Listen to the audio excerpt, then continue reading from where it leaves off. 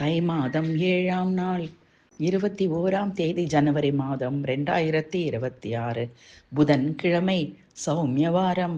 சௌமியமூர்த்தி நாராயண பெருமாளை சங்கு சக்கரதரி கருட கமன ரூபமாக மாசில்லா பக்தியோடு தியானித்து போற்றி பணிந்திடுவோம் வாரீர். விடாமழை பொழிந்து நீரில் தத்தளிக்க விடாமல் ஆவினங்கள் கோபகோபியர்களை காக்க சிறந்த மலையான கோவர்தனகிரியை தன் விரலால் தூக்கி காத்த பெருமாளே போற்றி.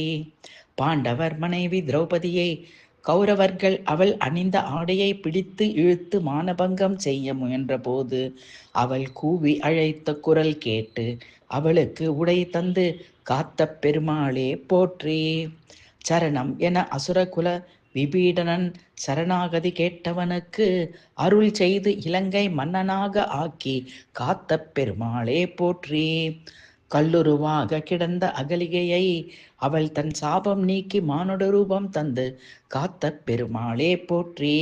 அடிபணிந்த வானர ஜென்மமான அனுமனை கட்டித் தழுவி தோழனாக ஏற்று சிரஞ்சீவி ஆக்கி காத்த பெருமாளே போற்றி. மடுவில் கால் வைத்த கஜேந்திரனை அவன் கால் பற்றி விடாது இழுத்த போது அந்த மிருக ஜன்ம யானை கூவி அழைத்த போது ஓடோடி கருட கமனனாக பறந்து வந்து காத்த பெருமாளே போற்றி.